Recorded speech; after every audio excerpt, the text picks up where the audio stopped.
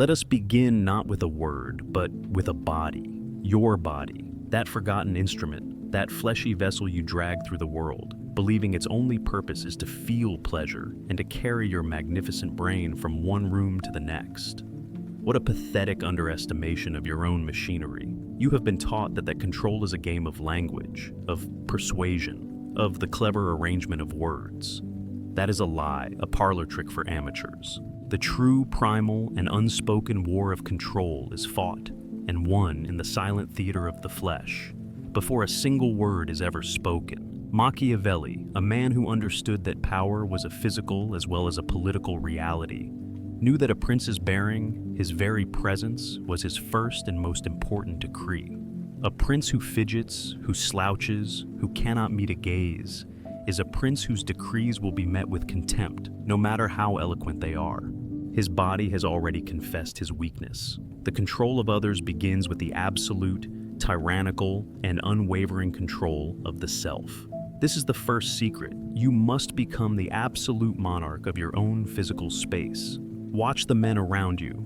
Watch them in their desperate dance for affection and approval. They lean in, hungry for a crumb of validation. Their laughter is a little too loud, a plea to be noticed. Their hands are a frantic ballet of nervous energy, fidgeting with a glass, a phone, their own face. Their posture is a question mark, a physical apology for the space they occupy. Their bodies are noisy, needy, and constantly broadcasting a single desperate message. Please approve of me. Please tell me I am enough. Their flesh is a traitor to their own cause. The man who would control without words does the opposite. He cultivates a profound and unnerving stillness. He is the king on his throne, the predator in ambush, the mountain on the horizon. His movements are deliberate, economical, and rare. When he moves, it has meaning. When he is still, his stillness has more weight, more gravity, than the frantic activity of a dozen lesser men. His posture is not a question, but a statement. It says, I am here. This space is mine. I am not a guest in this reality. I am a fact of it. In the stark, brutal traditions of the old samurai, a young warrior was taught that his truest enemy was not the man with the opposing sword, but the chattering monkey of his own nervous system. He would spend 1,000 hours in meditation, not just to calm his mind, but to master his body. He learned to slow his own heartbeat, to control the tremor in his hands, to eliminate every nervous tick, every wasted motion. His goal was to become a living statue, a being of such profound physical self-possession that his opponent would be defeated by his stillness long before the first blow was ever struck. His body became a weapon made of silence. This is the state you must seek. It is a form of physical asceticism, a war waged against the twitching, needy animal of your own body. It is in the way you hold your glass, not with a desperate grip, but with a light, indifferent touch. It is in the way you walk into a room, not with a hurried shuffle, but with a slow, deliberate pace that announces your ownership of the ground beneath your feet. It is, above all, in your eyes. The validation-seeking man's eyes are constantly darting, seeking approval, monitoring reactions. The Machiavellian man's gaze is calm, steady, and slightly amused. It is the gaze of a biologist observing a fascinating but predictable specimen. It does not seek, it simply sees. The strange, cold hope in this physical discipline is that it is a feedback loop. When you force your body to be calm, your mind begins to believe it. When you adopt the posture of a king, your soul begins to remember its own sovereignty. You are not just fooling her, you are reprogramming yourself. The modern neuroscientists, with their brain scanners and their talk of embodied cognition, are only now proving what the ancient masters of power have always known. The body and the mind are not two separate entities. They are a single, unified state. To control one is to control the other. So, I ask you, with the cold, diagnostic gaze of a master of this silent art, look at yourself right now. How are you sitting? Where are your hands? What is the frantic, chattering monkey of your own body confessing about the state of your inner kingdom at this very moment? And what would happen if, for the next hour, you decided to become a statue, a king on a throne, a man whose every motion was a deliberate and conscious decree?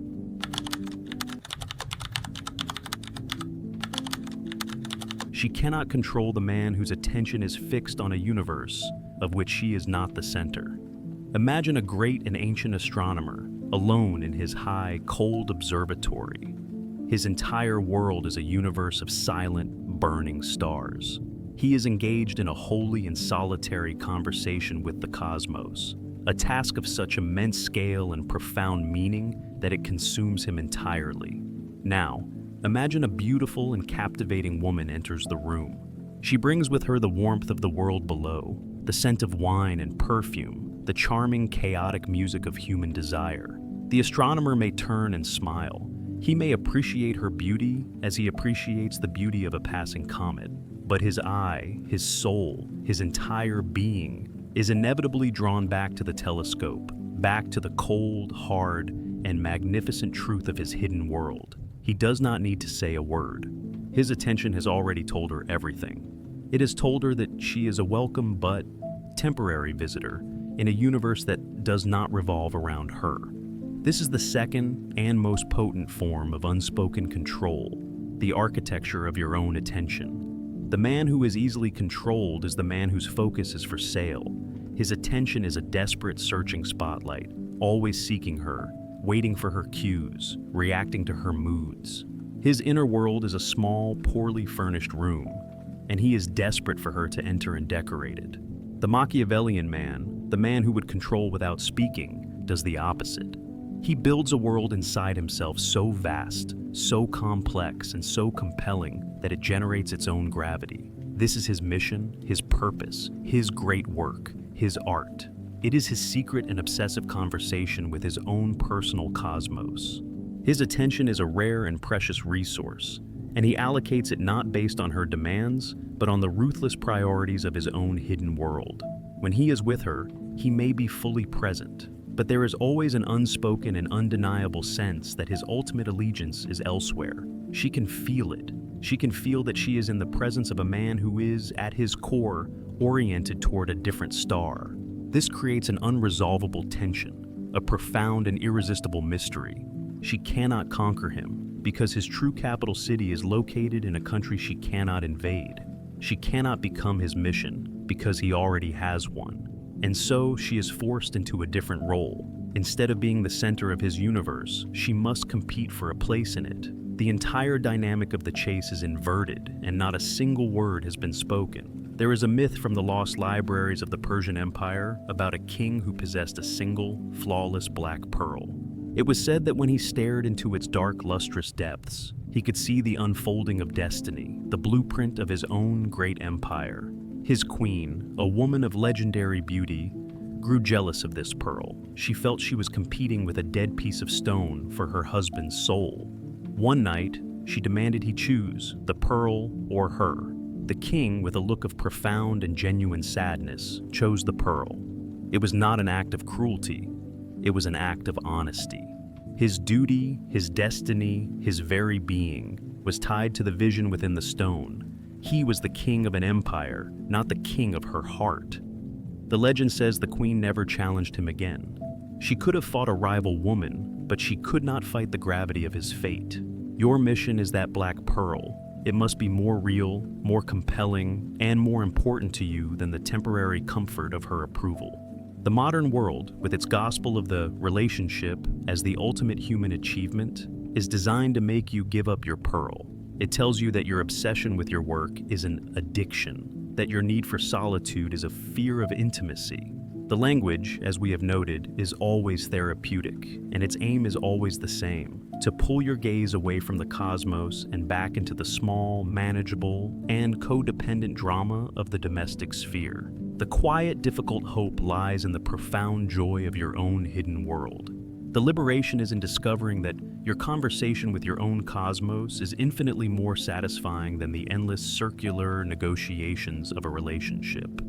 When you fall in love with your own path, the need for her to walk it with you diminishes. Her presence becomes a welcome addition to the journey, not the destination itself. So, I ask you this, you who have made her the sun of your solar system, what is your black pearl? What is the secret, magnificent, and terrifying universe that you look at when you close your eyes? Does it even exist? Or is your inner world just a series of empty rooms, waiting for a queen to come and furnish them with her own desires?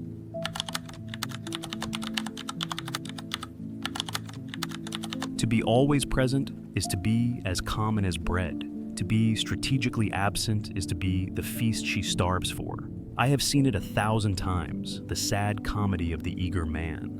He believes his presence is a gift, and so he gives it away, constantly, freely, until it has the value of sand. He is the first to text in the morning, and the last to say goodnight. He is always available, always ready, a loyal dog waiting by the door. And he is always, inevitably, the one who is taken for granted. He does not understand the brutal, simple, structural, and unwavering law of the human heart. We do not value that which is abundant. We worship that which is scarce. This is the third and most practical rule of unspoken control. You must master the art of the calculated absence. Your presence must be a deliberate, impactful, and most importantly, an uncertain event.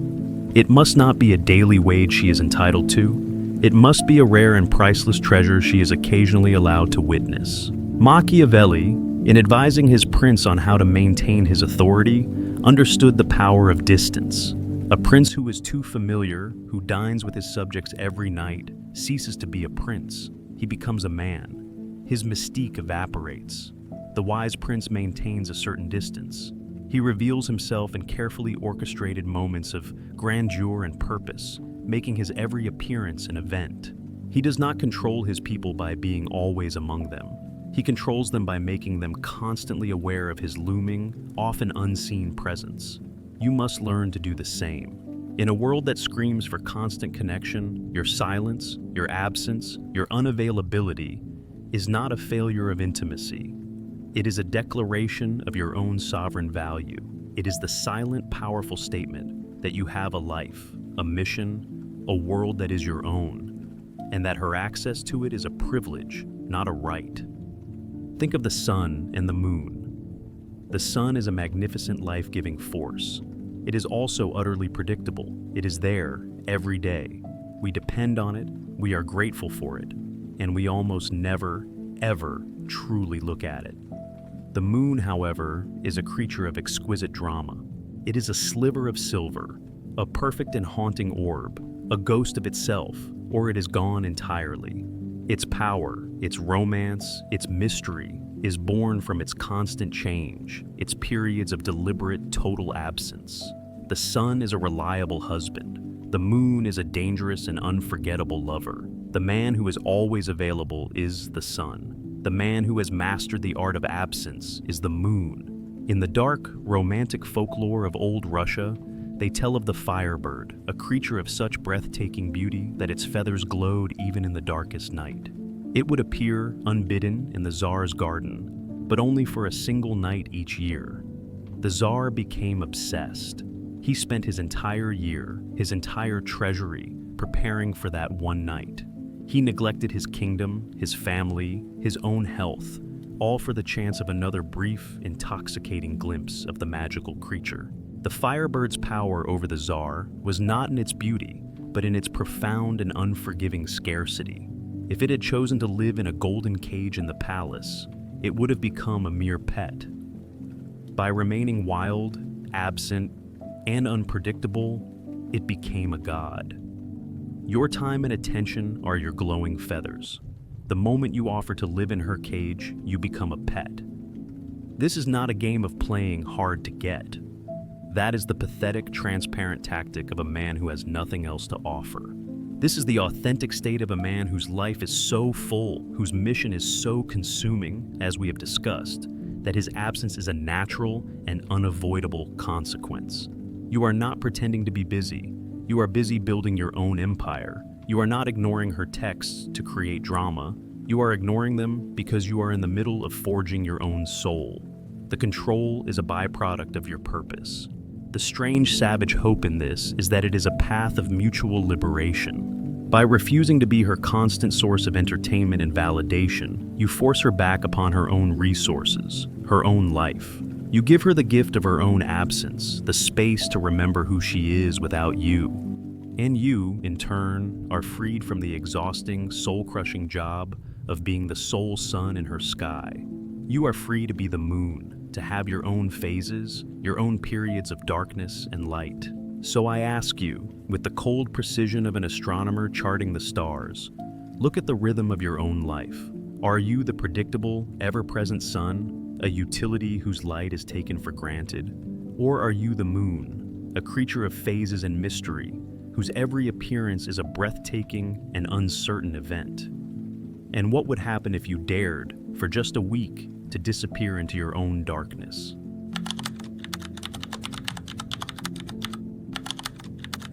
The river of her chaos will always break against the man who simply and silently refuses to be moved. I am going to tell you a secret that goes against every fiber of your masculine programming. Your instinct, when faced with chaos, with a problem, with the turbulent storm of a woman's emotions, is to act. You want to fix it, to solve it, to argue with it, to soothe it. Your desire to act is the leash she uses to lead you into a swamp of her own making. The fourth and most devastating rule of unspoken control is this: you must learn the terrible and magnificent power of doing absolutely nothing. You must become the unyielding stone against which the river of her drama breaks and dissipates. Machiavelli understood that sometimes the most powerful move a prince can make is no move at all. To react to every petty provocation, to engage with every minor rebellion, is to give it dignity. It is to signal that it has power over you. The truly powerful prince often demonstrates his authority not by crushing a rebellion, but by ignoring it into irrelevance. He communicates, through his magnificent and contemptuous inaction, that this little drama is a gnat buzzing at the neck of a giant, and it is not even worthy of being swatted. This is a form of control so subtle and so profound that its targets often do not even realize they have been defeated. They are left screaming into a void, their emotional storm spending its fury against the silent, indifferent face of a cliff. Consider the drama. She creates a crisis. She tests a boundary. She unleashes a torrent of accusations or tears. The amateur, the man who is still a slave to his own reactive machinery, will immediately engage. He will defend himself. He will argue. He will get angry. He will try to comfort her. He has just done exactly what she, on a subconscious level, wanted. He has given her his energy. He has validated the importance of her drama by participating in it. He has entered her frame and is now playing by her rules. The master of unspoken control does something else. He exercises the unspoken veto. He listens. He holds her gaze. His face is a mask of calm neutrality. His heartbeat does not quicken. And when she is finished, he does not argue. He does not soothe. He may offer a simple, non-committal, "I see," or he may simply remain silent. And then, he calmly turns his attention back to his own world. He picks up his book. He returns to his work. He continues with his day as if nothing of consequence has happened. This is an act of psychological warfare so brutal that it borders on the sublime.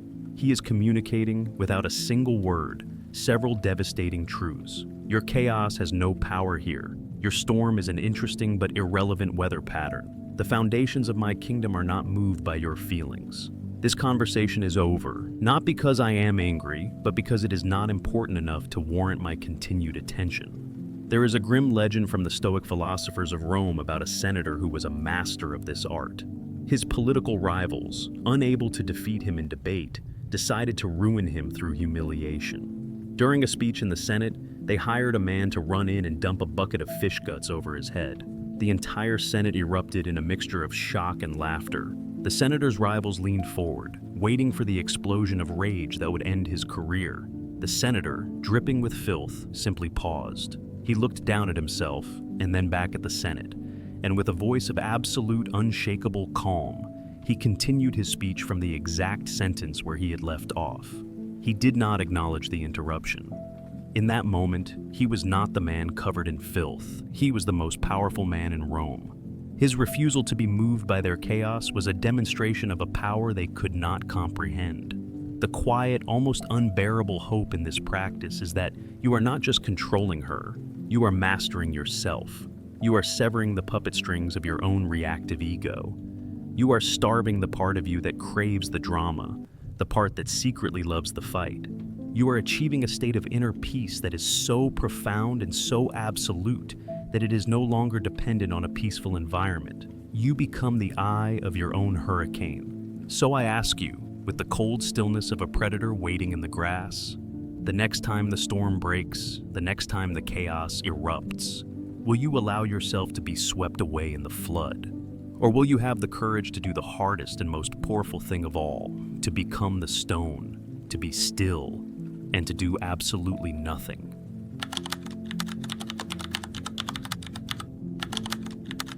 He who says nothing forces the world to confess to itself. Here is a bitter joke about the human condition that will set you free. A man is never more tormented by an external enemy than he is by the cacophony of his own inner voices. And the greatest power you can ever wield over another person is to become so quiet that they are left alone in a room with nothing but that terrible, chattering choir. The previous rules, the mastery of your body, the focus of your attention, the economy of your presence, the veto of your inaction, are all preliminary steps. They are the disciplines required to achieve this fifth and most sublime state of unspoken control. You must cease to be a person, surun, and become a mirror, a black, polished obsidian mirror. The man who is constantly talking, reacting, and emoting is a painting. He is a piece of art that presents a clear and definite image. One can look at him, analyze him, admire him, or despise him, but he is a known quantity. The man who has mastered the art of silence is not a painting. He is a mirror. When she looks at you, she does not see you. She sees a dark, polished, and unreadable surface that reflects her own image back at herself, along with all the fears, insecurities, and desires she projects onto you. This is the hidden genius of the Machiavellian method. You do not have to control her. You do not have to judge her. You do not have to manipulate her. You simply have to create the perfect, silent, and unnerving conditions for her to control, judge, and manipulate herself. Imagine she is angry. She unleashes a storm of accusations. The reactive man, the painting, argues back. He becomes a part of her storm. The silent man, the mirror, simply listens. He is calm. He is unreadable. His silence is not empty, it is a question. It says, "Is that all? Is that truly what this is about?" Unable to find purchase on his smooth surface, her anger has nowhere to go but back into herself. She is forced to listen to her own shrill accusations echoing in the quiet room. She is forced to see the ugly contortion of her own face reflected in his calm. In the absence of his reaction, she is left alone with the true source of her own rage. More often than not, she will break herself against the rock of his stillness. In the esoteric lore of the Gnostics, they whispered of an oracle in a deep, lightless cave. The oracle was not a priest or a pythoness. It was a perfectly smooth, featureless sphere of polished obsidian.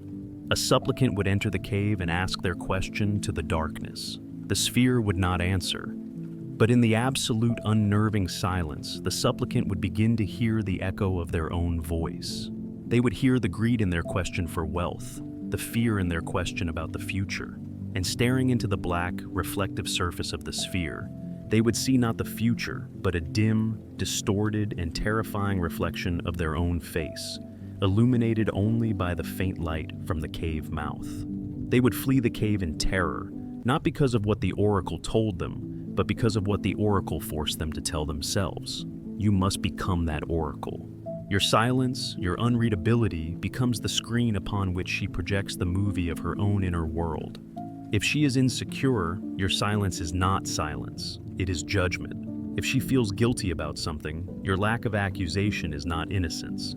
It is a sign that you secretly know and are waiting for her to confess. You are the blank canvas, and she is the frantic, terrified artist, painting a portrait of her own soul and then being horrified by the result.